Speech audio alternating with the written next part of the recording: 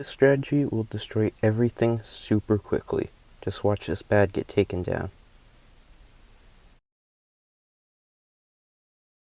Alright, today we're going to be showcasing a strategy, and the strategy that we're going to be doing today is TT5, or the Total Transformation, with Pat Fusty and some 003 druids.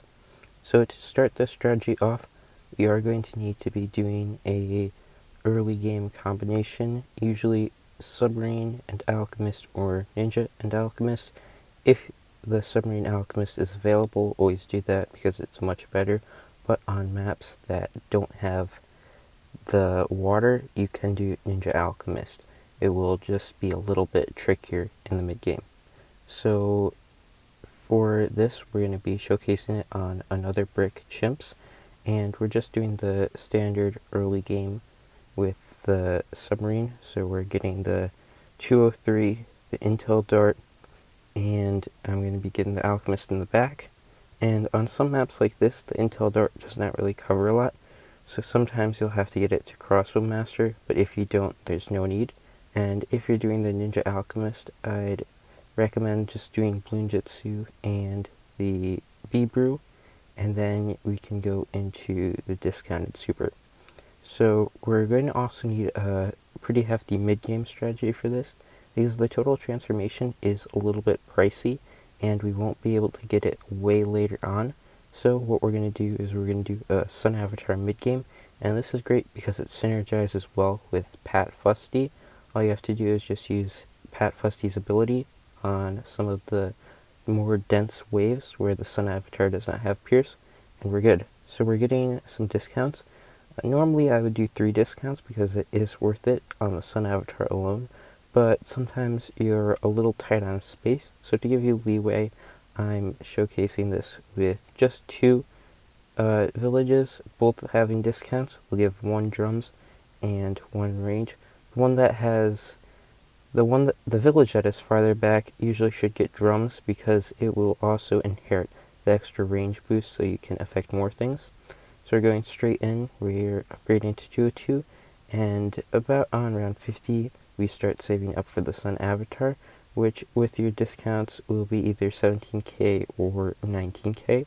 So it is a little bit of a save up, and we'll get it right about round 60. And if there are any tricky rounds in between, like round 47, round 43, and sometimes round 50 can get a little tricky, feel free to use your Roar ability, and it will be a piece of cake. So we're getting the Sun Avatar here on round 60, and usually for round 63, it's pretty fine with the Sun Avatar on most maps, but for the last wave, which is the 3rd wave, the wave is a lot more dense, so I would recommend using the ability just on the last one. And that will make it easy. Now we're starting to work on our Unstable Concoction, which will turn into the Transforming Tonic and the Total Transformation later.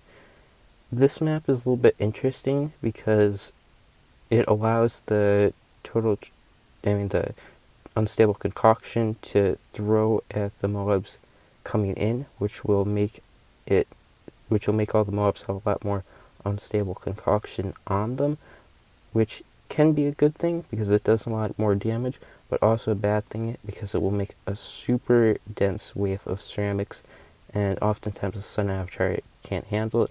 You can see that happens on one round here. I think it's a bit later on in the 80s, but we just get a ton of ceramics and it's really close.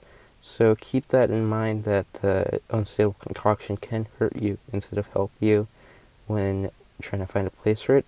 But what we're basically doing is we're trying to get the Unstable Concoction kind of close to Pat, because we need all the tier 3 druids to be right around it, and it's important that all the druids are as close to the Total Transformation as possible, because you want those to be the monkeys that get transformed, and you want to also have the transformed monkeys be right next to Pat, because they're going to want to get the buff from Pat.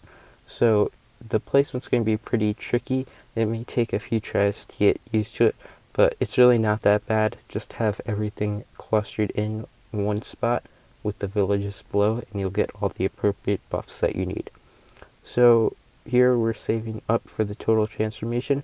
It is a bit of a save up, and you are going to need to use the roar ability in between the waves, but don't use the hug ability because that stops Pat from slapping.